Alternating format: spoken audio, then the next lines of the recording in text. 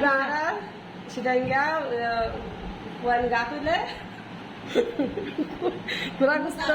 Kuragusto dim morisura milayare musa banai dite।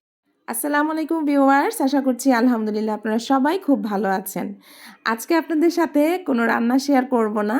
আজকে আপনাদের সাথে শেয়ার করব চট্টগ্রাম অঞ্চলের একদমই ট্রেডিশন একটা ঐতিহ্যবাহী খাবার মোচা ভাত, যেটা আমি কখনোই তৈরি করিনি আর কাউকে তৈরি করতেও দেখিনি। আসলে আমার সব যা তৈরি করেছি আমার বোনের কাছ থেকে শুনে এবং ইউটিউব দেখে। তো যদি ভুল ত্রুটি হয়ে থাকে ক্ষমা সুন্দর দৃষ্টিতে দেখবেন। আমার একটা ভাগ্নি এবং আমার বোন, মামাতো বোন প্রেগনেন্ট, তো ওদের জন্য আমি এই আয়োজনটা আজকে করেছি। হয়তো আমার অনেক ভুল হয়েছে বা আমি সেভাবে সুন্দর মতো করতে পারিনি, তার জন্য আমি ক্ষমা চাচ্ছি। তবে শখটা আর কি পূরণ করলাম যে ওদের জন্য আমি ছোটোখাটো করে একটা আয়োজন করলাম। তো আশা করছি আজকের ভিডিওটা ভালো লাগবে। ভালো লাগলে অবশ্যই লাইক কমেন্ট শেয়ার করবেন এবং চ্যানেলটা যদি সাবস্ক্রাইব করা না থাকে সাবস্ক্রাইব করে আমাদের পাশে থাকবেন। তো আমার কাছে কিন্তু কোনো প্রকার আতপ চাল বা বিনি চাল ছিল না, সেই জন্য আমি আজকে সেদ্ধ চাল দিয়েই ওদেরকে এই মোচা ভাতের আয়োজনটা করছি। তো এই যে আমার ভাগ্নি কলা গাছ থেকে কলা পাতা নিয়ে এসছে, আর এই কাজটা দুপুরবেলায় সকালবেলায় করতে হয়। তো যেহেতু আমাদের ঢাকায় গ্যাসের সমস্যা থাকে চুলার, তো সেই জন্য আমরা বিকাল দিকে আয়োজনটা করেছি। দুপুরে খাওয়া দাওয়া করে আমার ভাগ্নি কলা পাতা নিয়ে এসছে, আর এগুলো এখন চুলার তাপে একটু ছ্যাঁকা দিয়ে নেওয়া হচ্ছে। এই ছ্যাঁকাটা দিলে কি হবে, পাতাটা ভাঁজ দিতে খুব সুবিধা হবে, একটু নরম হয়ে আসবে আর কি। কিন্তু এরকম কাঁচা অবস্থায় ভাঁজ মোটেও করা যাবে না। কাঁচা অবস্থায় ভাঁজ করলে কিন্তু পাতাগুলো একদমই ফেটে ফেটে যাবে। এখন আমার মা যেটা করছে, একটা ভেজা কাপড়, একদমই পরিষ্কার একটা কাপড় ভিজিয়ে তারপর পাতাগুলোকে মুছে নিচ্ছে। তো এই গ্রাম অঞ্চলে কিন্তু এগুলো পুকুরে দিয়ে ভালো করে ডলে ধোয়া হয়। এখানে যেহেতু আমাদের পুকুর নাই, এখন শহরে যেভাবে সুবিধা হয় সেভাবেই করতে হবে। তো ভেজা কাপড় দিয়ে ভালো করে আমার মা সব সাইড ভালো করে মুছে নিচ্ছিল।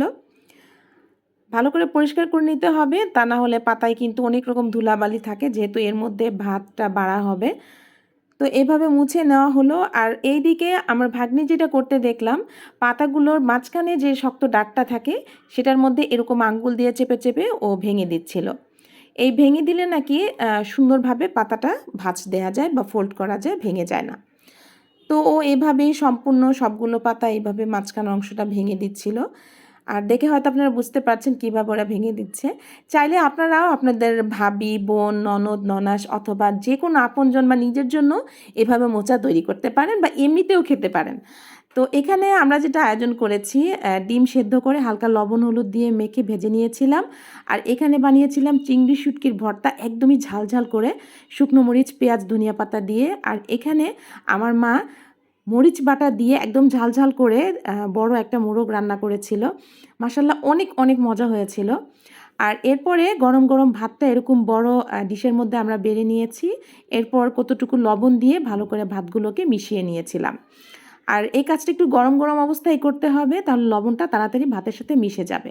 চট্টগ্রাম অঞ্চলে ওনারা যেটা করেন সেটা বিনি চাল দিয়ে করেন, বিনি ভাত দিয়ে। তো আমাদের হাতে তো বিনি ভাত বা বিনি চাল কিছুই নাই, আর আতপ চালও ছিল না, তার জন্য আমরা সেদ্ধ চাল দিয়েই এই আয়োজনটা করেছি।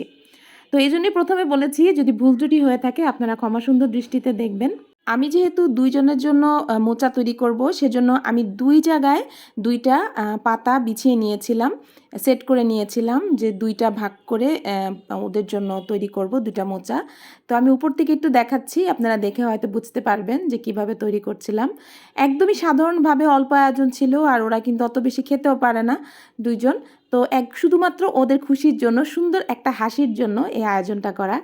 তো এই যে আমার ভাগ্নি আবার এখানে পাতা দিয়ে ভাতগুলোকে মাঝখানে চেপে দিচ্ছিল, যাতে ভাত সুন্দরভাবে এটাকে ফোল্ড করা যায়, একসাথে এনে সুন্দর করে তরকারি, ভর্তা সব কিছু দেয়া যায়।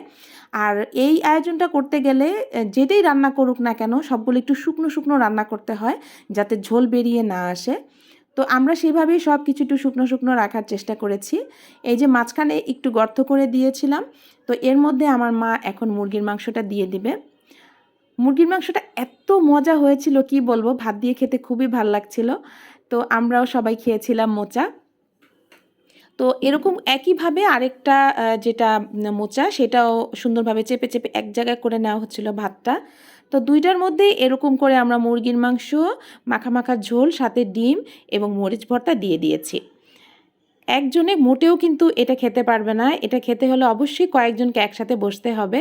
তো কিন্তু আয়োজন কিন্তু একজনের জন্যই, ওনার যে প্রেগনেন্ট থাকে তার জন্যই। তো এই যে এখন দেখতে পাচ্ছেন পাতাগুলোকে কিভাবে আমার ভাগ্নি একসাথে করে বেঁধে নিচ্ছিল। তো যেহেতু ফার্স্ট টাইম আমাদের অনেক রকম কিন্তু সমস্যায় পড়তে হয়েছে, অনেক কিছু বুঝিনি, পারিনি। তারপরও চেষ্টা করেছি আমার বোন ভাগ্নির জন্য এই আয়োজনটা করতে। বিশেষ করে আমার ভাগ্নির খুবই ইচ্ছা ছিল এরকম একটা মোচা ভাত খাওয়ার। তো এই যে ওদের জন্য সব কিছু রেডি করে নেওয়া হলো। তো প্রথমে একটা এরকম করে বেঁধে নিলাম, আর সুতলিটা যে কোনো সুতা দিয়ে বাঁধলে অনেক সুবিধা হয় যে কোনো জায়গায় নিতে, এবং এটা এভাবে ফোল্ড অবস্থায় থাকতে বা বাঁধা অবস্থায় থাকতে। এভাবে খোলা থাকলে কিন্তু মোটেও থাকবে না। তো এই যে আমাদের দুইটা মোচা আলহামদুলিল্লাহ রেডি। তো আমার ভাগ্নির বাসা যেহেতু একটু দূরে, ওর বাসায় পাঠিয়ে দেওয়া হয়েছিল।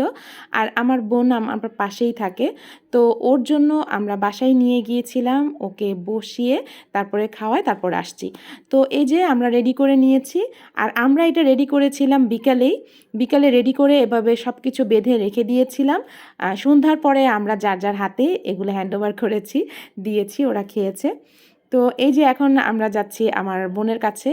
তো আমার বোন দেখে তো অনেক সারপ্রাইজড আর কি, আশ্চর্য হয়ে গেছে। এটা আসলে কি, ও আসলে কখনোই জানে না যে এর ভিতরে কি থাকতে পারে বা কি আয়োজন। তো ও দেখে অনেকটা খুশি হয়ে গেছে যে ওর জন্য বিশেষ করে এই আয়োজনটা হয়েছে। আসলে একজন নতুন মা হলে কিন্তু অনেক ভালো লাগে, পরিবার বলেন নিজের বলেন অনেক ভালো লাগে।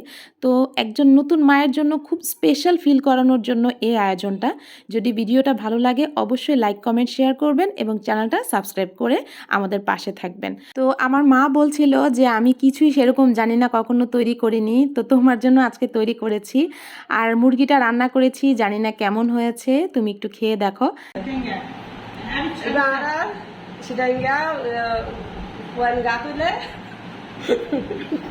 kurang gusto dim morsura milere musa banai de.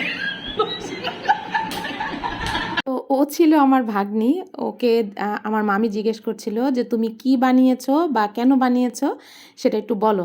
তো আমি তো চিটাঙের ভাষা মোটেও পারি না, তো ও যেহেতু চট্টগ্রামের মেয়ে, ও সব কিছু বলছিল যে মোচাটা আসলে কি এবং কেন বানানো হয়, কি কি দিয়ে বানানো হয়েছে।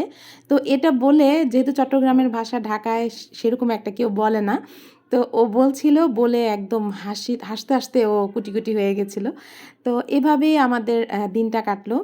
তো আমার বোন খাচ্ছিল, ওর কাছে খুবই ভালো লেগেছে আলহামদুলিল্লাহ।